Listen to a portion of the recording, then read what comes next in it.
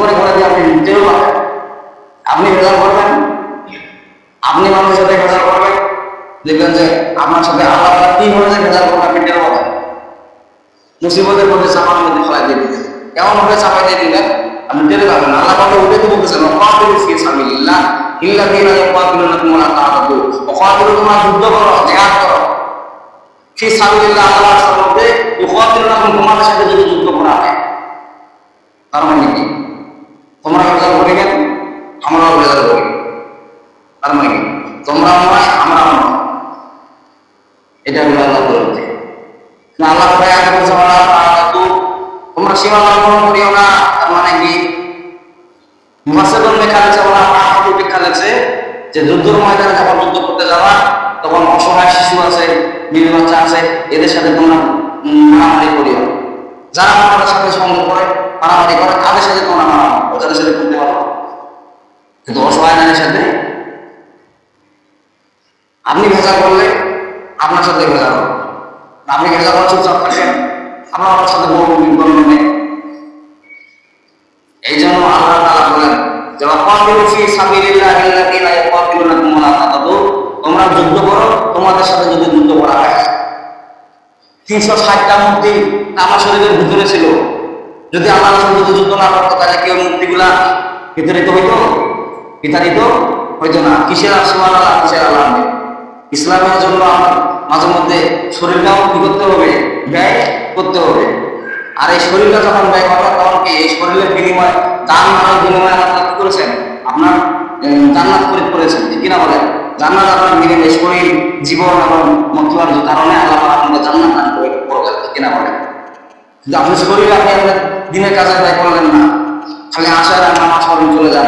জিহাদের কথা বিষ্ণু হাদিসের মধ্যে বলেন, যারা যত বড় নামাজ হোক, যত বুজুর্গ হোক, জিহাদের চেতনা যদি ভিতরে না থাকে, সে নেফাক অবস্থা না থাকে, তাহলে নামাজ। নেফাক মানে বুঝেন? মুনাফিক। নেফাকের চেতনা যদি না থাকে, সামনে মনে করেন যে রাস্তাঘাটে অন্যায় চলে, আপনি প্রতিবাদ করেন না, মানুষ একটা অপরাধ ঘটায়, আপনি প্রতিবাদ করেন না, মুক্তি অবলম্বন বাধা করেন না, এই চেতনা যদি আপনার ভিতরে না থাকে, আপনি নেশার অবস্থা মারা দেন। তার মানে কি করে করবো? আমরা তো ঠিক আছে, আপনি ঠিক নাই, আপনার ফোন ঠিক কিনা বলেন? মনে করেন যে ক্ষেতের মধ্যে যদি দুটা গরু যদি ক্ষেত খাবার যদি খায়, একটা গরুকে যখন বিকেন যায় আরেকটা গরু এমনিতে দৌড়ায়, কেন দৌড়ায়? জ্বর পরে তো আমার সিরিয়া। মনে করেন না যে আমি সুচার আছি, আমি সুবহানাল্লাহ আলহামদুলিল্লাহ করেছি, আমি সুচার থাকিব। হওয়ার পরে বলেন আপনি যাতে আপনি বলি আল্লাহ, যাতে আপনি সুবহানাল্লাহ যাবেন, ঠিক কিনা বলেন? বাইরের রাষ্ট্রে মুসলমানের প্রতি নির্যাতন চালাচ্ছে, যদি আপনি প্রতিবাদ যদি না করেন, তার মানে যে হাত দেওয়া হোক, মুখ দেওয়া হোক, হাত দেওয়া হোক, যে লিখিত ভাব যদি আপনি প্রতিবাদ না করেন, মুসলমানের মধ্যে যে নির্যাতন গুলো চালাচ্ছে, প্রতিবাদ যদি না করেন, মানে ওর বোঝন আপনা করেন, এমনি বোঝন মনে করেন না যে তেল বন্ধ হয়ে গেছে, আমি গাড়ি বন্ধ হয়ে গেছে, প্রতিকার বন্ধ কি হয়ে গেছে, এমনি আল্লাহ তাআলার বোঝন। বাইরের রাষ্ট্রে যখন নির্যাতন চলে আপনি চেতনা নেন না, তাহলে ওই বোঝনটাই এই দুনিয়ার পাশে, ঠিক না বলেন? আল্লাহ তাআলার বোঝন। এই জন্য আল্লাহ বলছেন ওয়াকাতিলু ফি সাবিলিল্লাহিল্লাযীনা ইউকাতিলুনাকুম ওয়া লা তা'তাদু ইন্নাল্লাহা লা ইউহিব্বুল মু'তাদিন। আল্লাহ ওয়াকাতিলু ফি সাবিলিল্লাহ, তোমরা কি হয়ে গেল? তোমরা জিহাদ করো না কেন? তোমাদের সাথে যুদ্ধ ঘোষণা করা হচ্ছে, এক মুসলমান ভাই নাই কাজ চুপ করে থাকো, তুমি কি প্রতিবাদ করতে পারো? তোমাকে হাত নাই, কান নাই, চোখ নাই, আমি আল্লাহকে তোমাকে হাত দিই না, তোমাকে কি কারণে আমি হাত দিয়েছি, কি কারণে চোখ দিয়েছি, কি কারণে নাক দিয়েছি, কি কারণে শরীরের মধ্যে শক্তি দিয়েছি, এই শক্তি দিয়ে তোমার এক ভাই মার খায়, আরেক ভাই তুমি কেন চুপ করে থাকো? তার মানে কি মুসলমান আরেক মুসলমানের, এক মুসলমান আরেক মুসলমান নির্যাতন হচ্ছে, আপনি চুপচাপ থাকেন, বাহবা দেন, মনে করেন না যে আপনি সে মার থেকে বেঁচে যাবেন। মুসলমান মার খাচ্ছে, না ভালো মনে করেন না, মুসলমান মার খাওয়ার পরে আপনি মার খাবেন না, আপনি দুনিয়াও ধ্বংস হয়ে যাবেন, আখিরাতও ধ্বংস হয়ে যাবে। আখিরাতের মধ্যে কি আল্লাহ তাআলা আপনাকে ধরবে যে মুসলমান আপনি নিধন করতেছে, আপনি তুমি প্রতিবাদ কেন করলে না? মুসলমানের উপর নির্যাতন চালাচ্ছে, তুমি কেন প্রতিবাদ করলে না? তার মানে কি আপনার হাত দেওয়া হোক, আপনার লিখিত ভাবে হলো, আপনার প্রতিবাদ করতে হবে, ঠিক না বলেন? জিন্নি তো জানাতে হবে যে মুসলমানের উপর নির্যাতন চালাইতে অন্যায়, নামাজ দোয়া করতে হবে। আর যখন এগুলা কথা বলে তখন হুজুর রাজনীতি শুরু করছে, মসজিদের ভিতরে কিসের আবার দেওয়া। আশা করেন রাসূল সাল্লাল্লাহু আলাইহি ওয়াসাল্লাম রাজনীতি করে নাই? কোরআনের মধ্যে কি রাজনীতি নাই? যুদ্ধের জন্য কিছু দোয়া করেন নাই?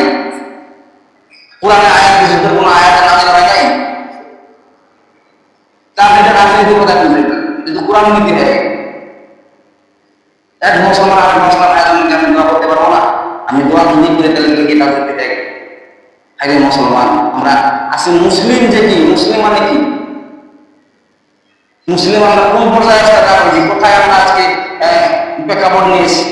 এক মুসলমান আরেক মুসলমানের প্রতি যখন নির্যাতন চলে আমরা চুপচাপ থাকি, ওই মুসলমানকে তো গজব দিবে, অভিশাপ দিবে, খালি মদিনা ছাড়া মুসলমান না আপনিও ধ্বংস হয়ে যাবেন গজবের মধ্যে। কারণ আল্লাহ তাআলা যখন বৃষ্টি বর্ষণ করে তখন কি হয় বলেন দেখি? সবারই ক্ষেত্রে মারা যায় নাকি? হিন্দু জমিনে কম দেয় আর মুসলমান জমিনে বেশি দেয় নাকি? যে আমরা কম জিকির করছে আমরা বেশি, আমরা জিকির করে না আল্লাহ তাআলা গুণগান জানে আমাদের জমিনে দেয় না, এটা করে নাকি আল্লাহ তাআলা? হ্যাঁ, আল্লাহ তাআলা সমানভাবে বৃষ্টি বর্ষণ করে কিনা বলে? আল্লাহ তাআলা নিয়ামত যখন তারা সমানভাবে আসে, যখন গজব আসে তখন কি আসবে?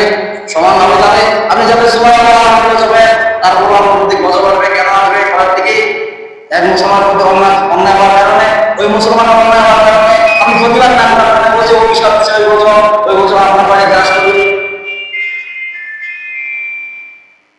এই কথাটা আল্লাহ বলেছেন, ওয়াকাতিলু ফি সাবিলিল্লাহি আল্লাযীনা ইউকাতিলুনাকুম ওয়া লা তা'তাদু ইন্নাল্লাহা লা ইউহিব্বুল মু'তাদিন। ওয়াকাতিলু ফি সাবিলিল্লাহ, তোমাদের কি হলো? তোমরা যুদ্ধ করো না কেন? প্রতিবাদ করো না কেন? অন্যায় বিরুদ্ধে রুখে দাঁড়াও না কেন?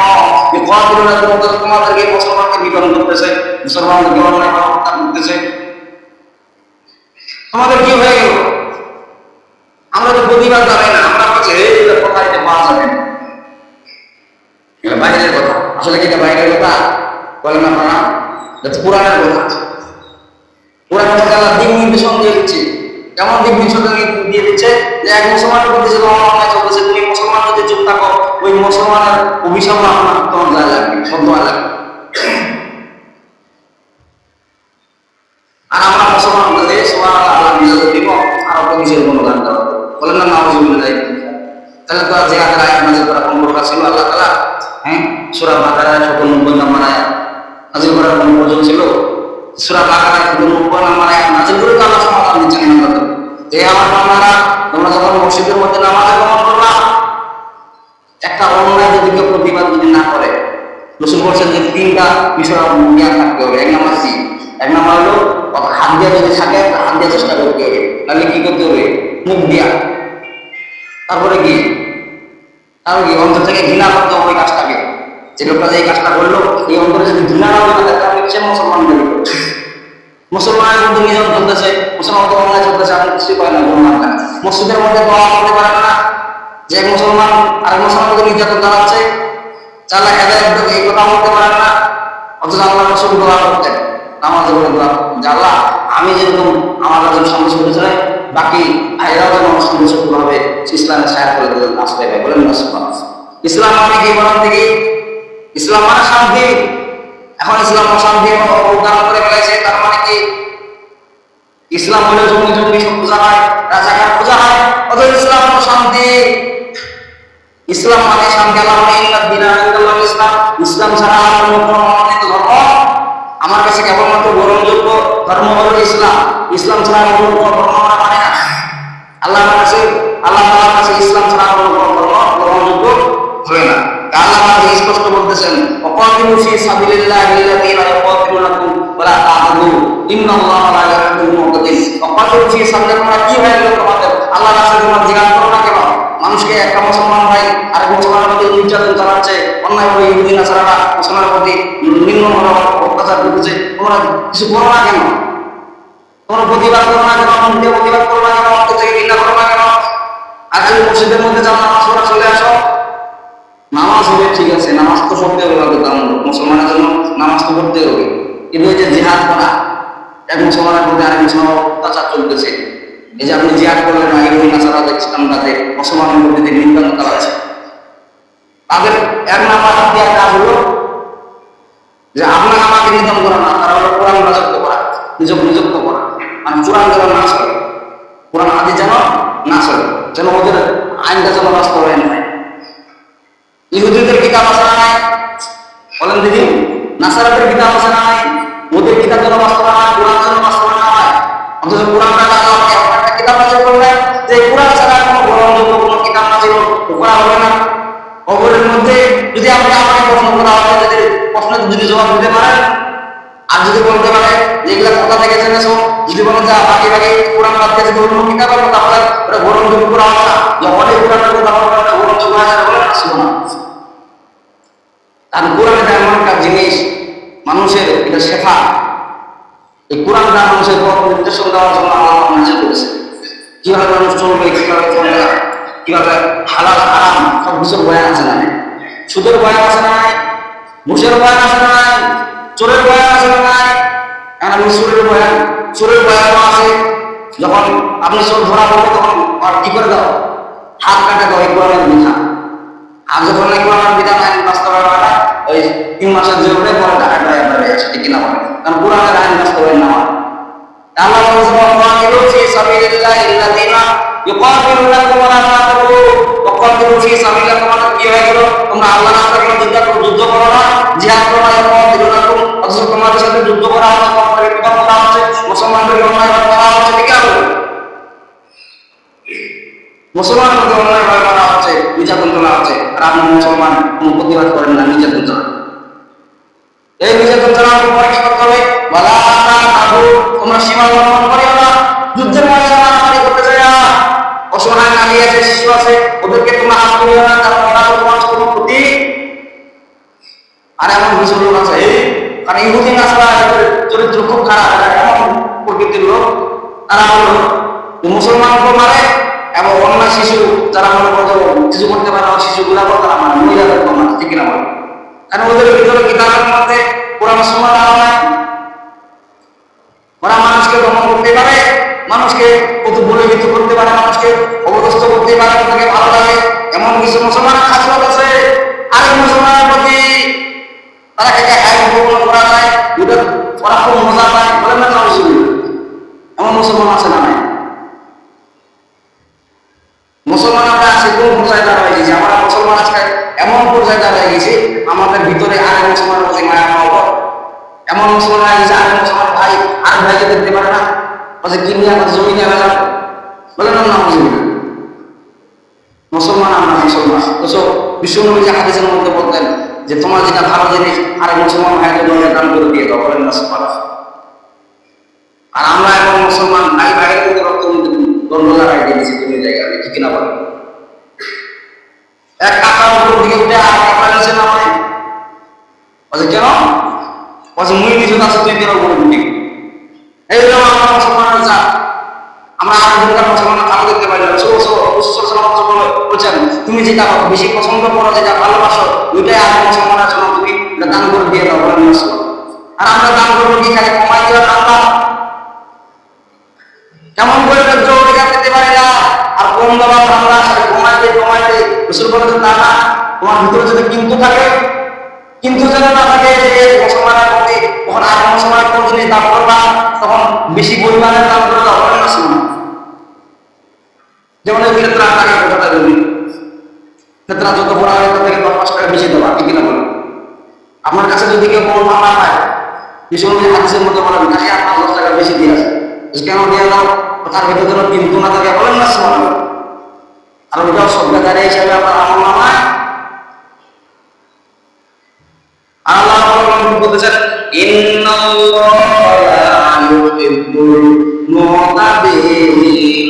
ইন্নাল্লাহা নিশ্চয়ই আল্লাহ লা ইউহিব্বুল মুতাবিন, সীমা লঙ্ঘনকারী যারা তাদেরকে ভালোবাসেন। সীমা লঙ্ঘন করা তার মানে কি? আমার কাছে যে মামলা যতটুকু পরিমাণে আপনি মামলা মিলাই দেবেন এটা সীমা লঙ্ঘনের ভিতরে, আর যখন কম বেশি করবেন তখন সীমা লঙ্ঘনের বাইরে চলে যাবেন, বলেন না? আর এই সীমা লঙ্ঘনের উপরে আল্লাহ বলছেন ইন্নাল্লাহা ইউহিব্বুল মুতাবিন। ইন্নাল্লাহা নিশ্চয়ই আল্লাহ লা ইউহিব্বু পছন্দ করেন না, ভালোবাসেন না মুতাবিন যারা সীমা লঙ্ঘন করে, তার মানে অতিক্রম করে। সীমা লঙ্ঘন করে আল্লাহ পছন্দই করেন না, ভালোই বসেন। আমরা সীমা লঙ্ঘনকারী ভিতরে থাকবো না, নাকি? সীমা লঙ্ঘন যেখানে সেখানে আমরা থাকবো না। সীমা লঙ্ঘন যারা করে তাদের সাথে উঠা বসা করবো না। এক মুসলমান আর মুসলমানের মধ্যে যখন মারামারি হবে তখন আপনি কি করবেন? বাহাবা দিবেন নাকি? হ্যাঁ, আপনি নামাজি লোক, আপনি একটা বড় বুজুর্গ লোক, আপনি যদি প্রতিবাদ না করেন তাইলে আপনার আমার নামা কি ওটা সব আমার নামা হবে না। যদি কি আমাদের ছেড়ে যায় আল্লাহ ঘোড়ায় দিয়ে দিতে আল্লাহ এরকম সামনে অন্যায় চলছিল, লোকটা প্রতিবাদ করে না, কোনো বাধা দেয়। আল্লাহ আমাদের সবাইকে সঠিক সমর্থন করুক, আমাদের সঠিক বুঝার প্রতিদান করুক, তাদের সুন্দর বাকি আছে সুন্দর করেন।